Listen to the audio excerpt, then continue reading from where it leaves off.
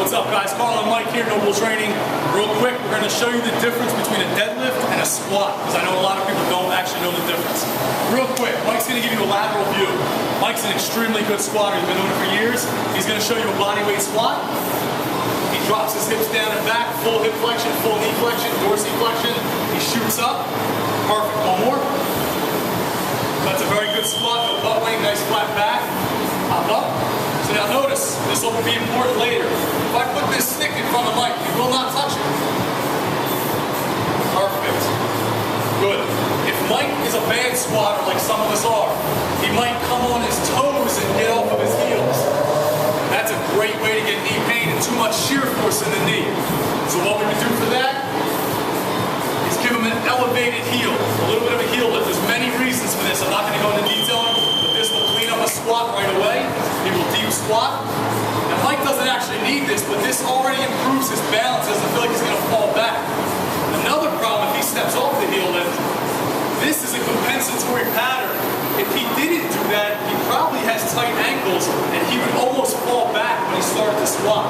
So as he squats, then he'd feel loose and bone. He might fall back. So the heel lift helps for a lot of reasons. If he still has trouble, we'll give him a kettlebell or a dumbbell and we'll put him in a goblet position. Now this will create a force to pull him forward, so automatically he's going to try to fight it. And posture up, posture up, posture up, hips back. Beautiful. That's a beautiful squat. When he gets really good, I want his elbows tight and I want them to go on the inside of his thighs. Perfect. Now he's not completely ass to grass, which I wouldn't say he has to. You don't have to go all the way down, but you want to break the femur parallel with the floor. Beautiful. This is a good squat. Now we'll transition to deadlifts. We're going to use the hex bar. Now a hex bar is a great way for people to learn the deadlift, but before the hex bar, we got to make sure they have a hip hinge.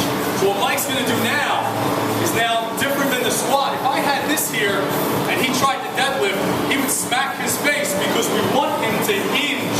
So a great tool we use is I'll flip the stick on his tailbone, his thoracic spine, and his head. Now I'll have him reach up and hold it, and now when he hinges properly, all 3 points of contact should stay. And notice, he's not squatting, he's in a little bit of knee flexion, which is good, but a lot of hip flexion. And his hips go down and back, and that's what we want. He's heavy on his heels. Now if he did it wrong and rounded his lower back, look what happens. No contact. Or if he looks down, does something wrong, no contact. So whatever you do, the person that we're training has to have 3 points of contact and a nice hip hinge before we move on. Once he learns the hinge, which might be the most important thing in the gym, we'll step him in a hex bar. It's a good way to learn, or with a kettlebell. Now same thing, remember it's not a squat. He's going to hinge his hips. He wants to make contact with this. Chest high, neutral head. Stand up, squeeze your butt, and then he's going to shoot his hips back. So like the squat, there's a lot of hip flexion, but not a lot of knee flexion. Perfect chin, perfect flat spine. Beautiful. So as simply as we can put it, there's the difference between squatting and deadlifting. Give it a shot.